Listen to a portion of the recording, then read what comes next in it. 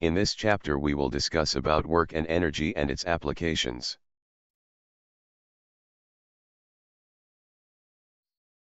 Energy is simply the ability to do work, and it can be of different forms, such as the food that we eat that we turn into caloric energy, to the fuel we use to drive our cars. Energy has many forms, and it is simply converted from one form to the other, since energy can neither be created nor destroyed. This concept is contained in the idea of conservation of energy. So in a closed system the total energy remains the same and simply transform from a different state. As you can see, the sun is the main source of our energy, which is used by the grass to grow and reproduce, and those grass are being consumed by animals, which uses them as food source for nutrition. Other animals will then consume those that feed on the grass to use as fuel. Scientists have developed a way to directly extract the energy from the sun using solar cells. The radiation from the sun, when it hits these cells, produce a photo-induced current, which is then collected and later used for fuel to our electronic devices. Before we dive deep into work and energy, let us look at some mathematical principles. Let's say we have two vectors A and B, and they are separated by an angle phi. The product or dot product of these vectors produces a scalar quantity, and its magnitude is given as the magnitude of A times the magnitude of B times cosine of the angle phi. When the angle phi is greater or equal to 0 but less than 90 degrees, the scalar product is positive. When the angle phi is greater than 90 but less than or equal to 180 degrees, the scalar product is negative. And when the angle phi is equal to 90 degrees, or the vectors are perpendicular to one another, then the scalar or dot product is equal to 0. Here we have the properties of scalar product or dot product. First, the dot product of vector with itself produces the square of its magnitude. Second, the dot product of vector A and B is equal to the dot product of B and A, and this is called the commutative property. Third, the dot product of vector A to the sum of vector C plus C is equal to the sum of the dot products of a dot with C plus a dot with D. Fourth, for any constant C multiplied to a vector A and dot product with vector B is equal to constant C multiplied to the dot product of A and B. This is also equal to the dot product of vector A and the constant C multiplied to the vector B. Fifth and last, the dot product of 0 and a vector A equals 0. Here we examine the dot product of unit vectors. So, for unit vectors, dotted with itself is equal to unity or 1, and the dot product of different unit vectors, which we know to have a perpendicular angles among them, produces a value 0. So if we dot product two vectors have three-dimensional components, we would get the magnitude of these vectors in terms of its components, which is equal to ax times bx plus I times by plus az times bz. For now, these concepts will suffice in our understanding of work and energy.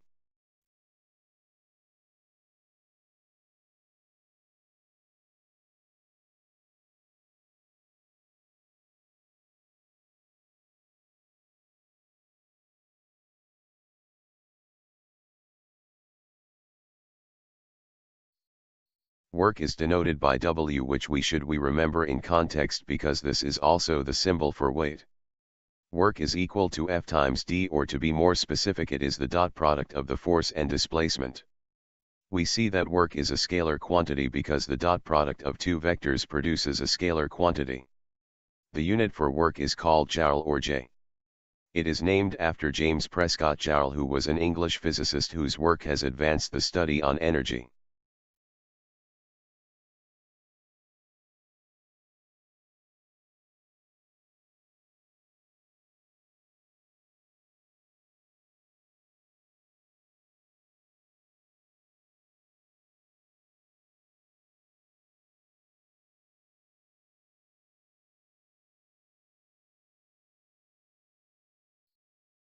Let us look at a block of mass where we see forces interacting with it or produced by it. Let us say that this block of mass has moved by a displacement d.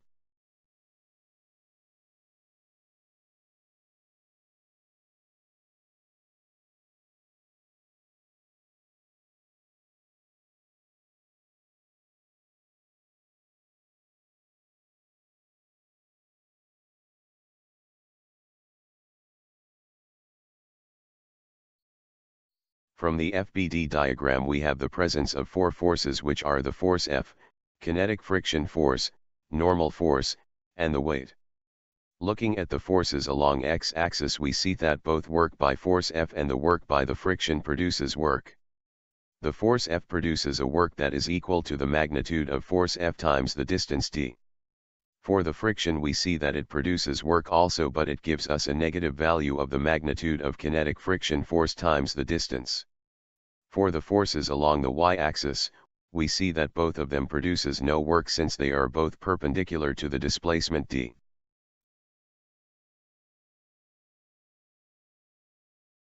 So if we compare two people moving an object in a different manner, we see that the one carrying the boxes produces no work according to the definition of work, and the person pushing the box produces work and suggests a transfer of energy from the person to the box.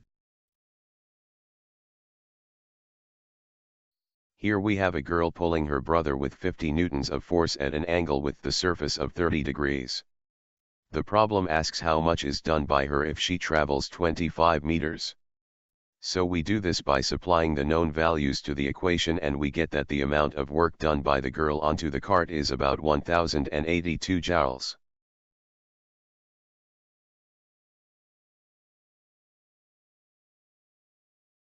What happens to work when the magnitude and its direction changes? To calculate such complex behavior we must sum these changes along the path, and to do that we integrate these changes given by the appreciation, which is the integral of the force cosine theta times derivative of length L. This type of condition is much more closer to what happens in reality because it is quite difficult to maintain a constant force when the path changes. So this calculation is used to determine a good approximate of the value of work total. When objects are in motion, the energy associated with it is called kinetic energy. It has a symbol K, or some books Ke, and since it is an energy, its unit in SI is joules. Calculating the kinetic energy, we use the formula shown, which shows K is equal to the 1/2 times the mass of the object times the square of its velocity. The figure shows a round mass moving across a displacement d on a surface that we will assume to be frictionless. As we see, the velocity is not constant, so it produces a non-zero acceleration. To calculate the work we use Newton's second law, where force is equal to mass times acceleration, which we substitute to the equation for work. Examining the figure, we see that the angle between the force and displacement is zero, or in other words, the force moves in the same direction as the displacement. We then substitute the equation obtained from equations of motion for the acceleration, and we get the final work total formulation and how the kinetic energy is derived from. So, the work total is simply the difference of the final kinetic energy minus the initial kinetic energy, which we can rewrite as work total is equal to the difference of the kinetic energies between 2 points. This is also known as the work energy theorem, which states that TTHE net work done on an object is equal to the change in kinetic energy.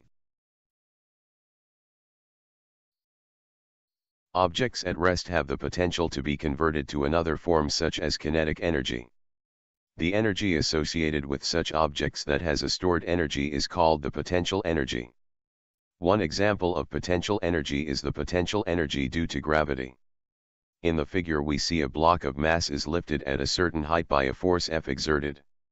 This force can be calculated because it is simply of the weight force, and for here we rewrite this force of G to avoid the use of the W, since it would be confusing to the symbol used by work. Since F of gravity is just the mass times gravity, and when we multiply this by the height we arrive to the formulation for the work done by gravity. However, we note that the value is negative since the direction of the force done by gravity or weight is going downward and the height is moving upward, which suggests that the angle between them is 180 degrees. Now the work total is the negative of the difference of the potential energy from two different points. We have discussed already the nature of kinetic and potential energy due to gravity. Now, we consider the idea of conservative system. When the system simply depends on the initial and final position, it is called a conservative system.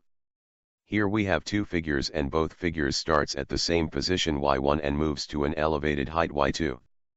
The difference between them is the path. The first one simply moves vertically upwards to the second position while the second moves in curved path going upwards to the second point. For the first figure we have determined earlier how to calculate work, which we arrived to simply the difference between the potential energy at different points. Now we examine if the path is altered and how we can calculate the work for this type of system. As we have discussed earlier, for motions that involve small changes in its path we use the integration as a method in solving problems like this. So the integral of the force due to gravity or weight dotted with small changes in its path. The details of this formula we will show later. The angle phi is equal to 180 degrees minus theta, which is the angle between the small lengths or dl and its vertical component dy.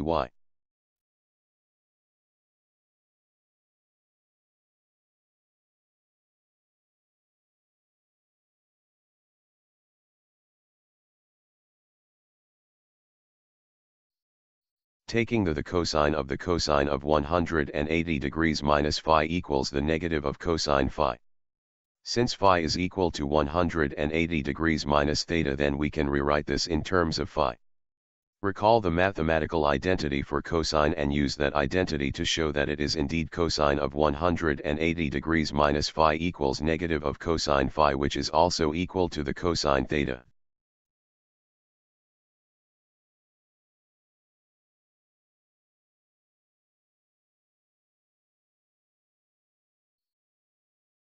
We then show that the dy equals to dl cosine of phi. Examining the figure, we can easily show this by use the function cosine phi, which is equal to the adjacent dy over the hypotenuse dl. Rewriting this, we show that dy is indeed equal to cosine phi. So we have the relationship between the theta and phi as the cosine of theta is equal to the negative of cosine of phi, and the dy equals to dl times cosine of phi. We then use this to obtain an expression for work due to gravity with the path that is curved, which we see that it is equal to the negative of the mass times gravity times the quantity of the difference in path from point y1 to y2.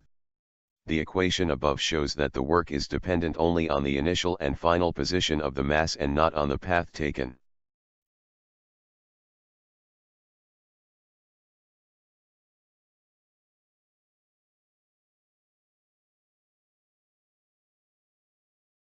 Let us reimagine the scenario starting at the origin with an initial position of y0 as 0, since it is at the origin, but with an initial velocity. As it moves to the y2 position, it has both velocity v1 and height y1. And finally at position y2 it has only the position y2 and velocity equals to 0. As you know, when objects move they have kinetic energy associated with it, and when it is at a certain elevation where gravity has an effect on it, the energy associated with it is the potential energy due to gravity. So at the origin point it has 0 potential energy since its height is 0, but it has an kinetic energy since it is moving at a certain velocity v0. At position y1 we see that it has both potential energy and kinetic energy since it has both elevation and velocity. Finally, at position y2 it has only elevation, so it will have potential energy only. What happened here is that the energies are being converted from the kinetic energy at the origin to potential energy when it is elevated at the final point.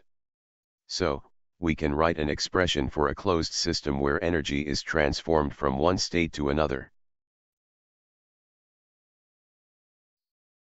When work is path independent but depends on the initial and final states. The total work done by kinetic and potential energy is shown as work total equals change in kinetic energy, and work total equals the negative of the change in potential energy. Combining the two equations we get that the negative change in potential energy is equal to the change in kinetic energy.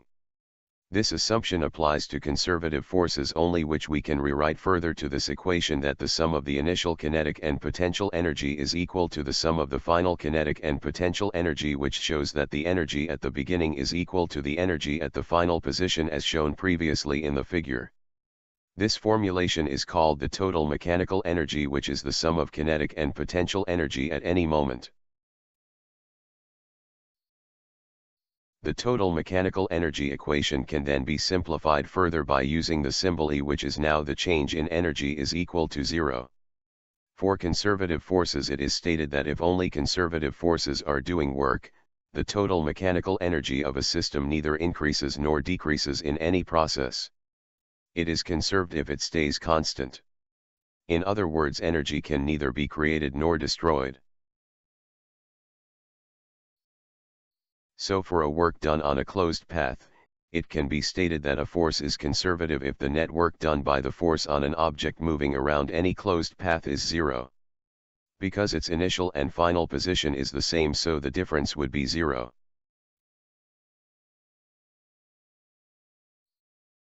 Of course, in reality, the energy is not limited to potential energy due to gravity and kinetic energy only, but other forces can be introduced into the system, such as friction, which we represent as work done by other forces or simply work other.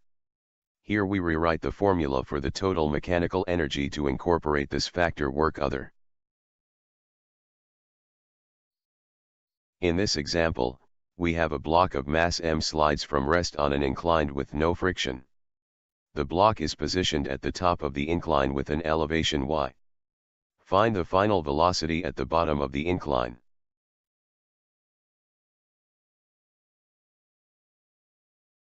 The first step is to identify the variables that are given by the problem and examining the figure.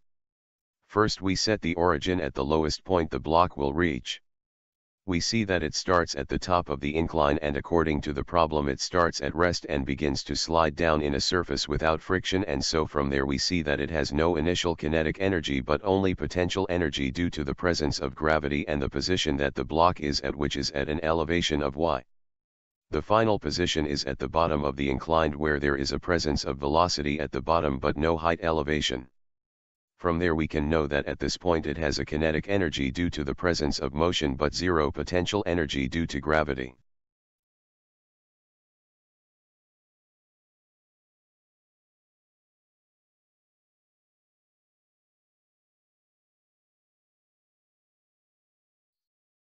The next step is to use the ideal equation for the problem at hand.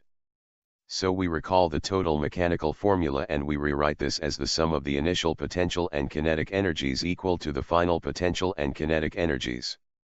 We then substitute the known and unknown values to the formula and we get the value for the magnitude of velocity, or simply speed, at the second position, which is equal to the square root of 2 times g times y.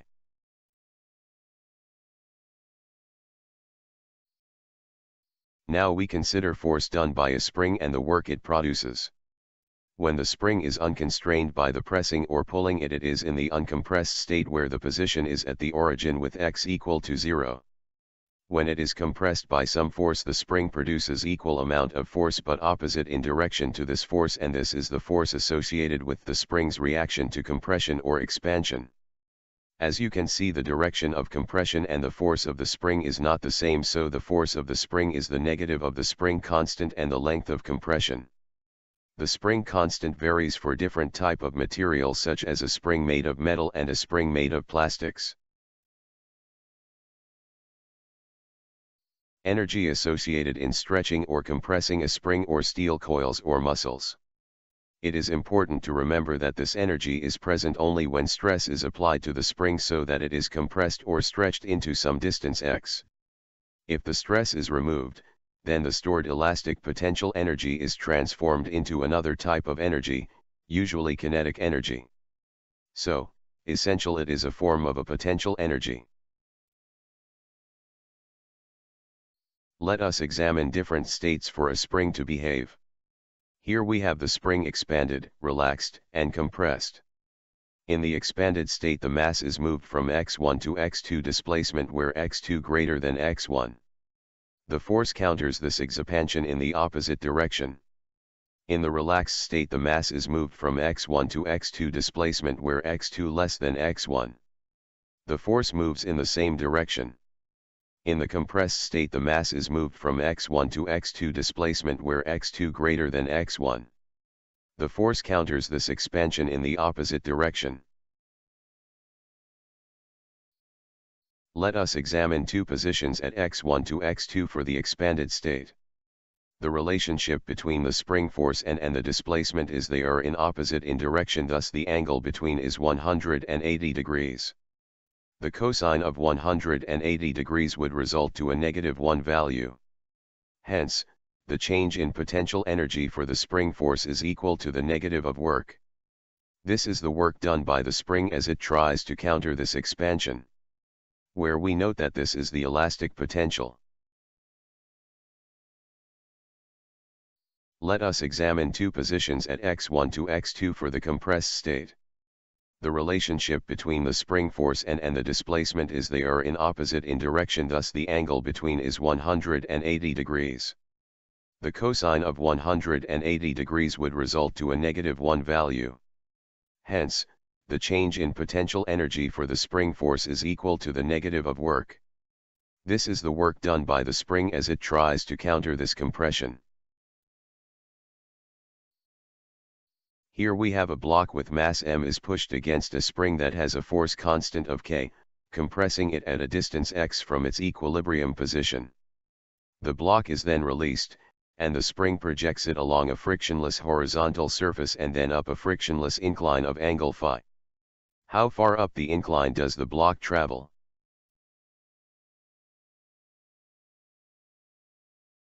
The first step is to identify the variables that are given by the problem and by examining the figure. First we set the origin at the lowest point the block will reach. We see that it starts at the bottom y1 position of the incline and it starts at rest, and attached to it is a compressed spring with spring constant k and compression length x. The block moves along a frictionless surface for both the horizontal and inclined plane. As the block reaches the maximum height at the inclined plane, which we will set as the final position or position y2, its velocity would be 0. So at y1, we only have the potential energy due to spring, and at position y2 we only have the potential energy due to gravity.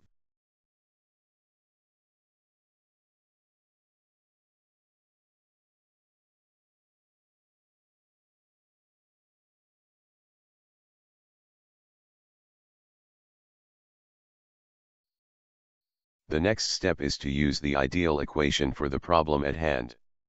So we recall the total mechanical formula and we rewrite this as the sum of the initial potential and kinetic energies equal to the final potential and kinetic energies. We then substitute the known and unknown values to the formula and we get the value for the magnitude of velocity, or simply speed, at the second position, which is equal to the square root of 2 times g times y.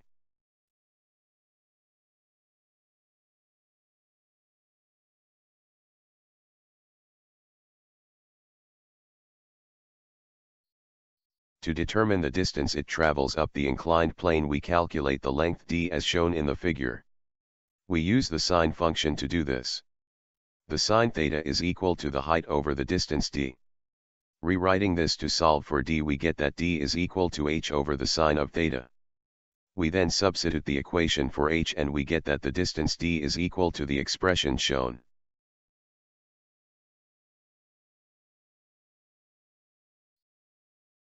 Here we introduce the concept of power.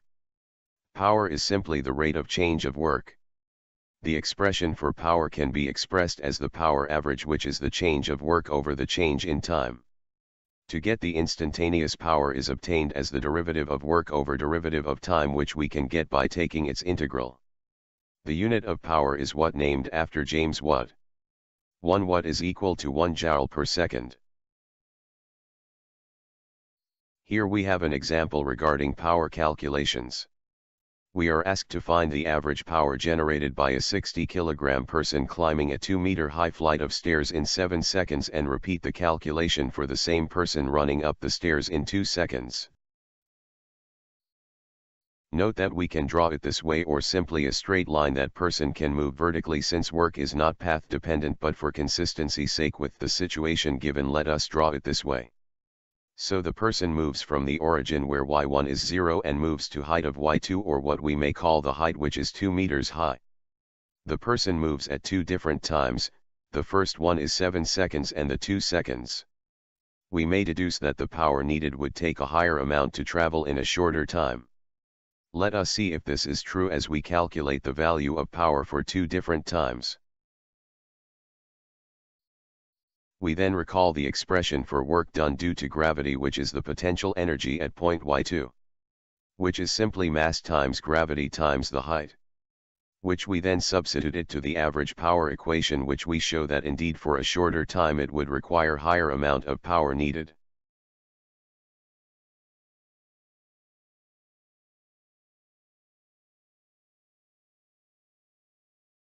The end for now. For questions and comments you may send them to diyeslearningstuff@gmail.com. You may review the slide on YouTube at @dies learningstuff. Note, please do not forget to use your school email. Also write your complete name and class section. Thank you for listening and see next meeting.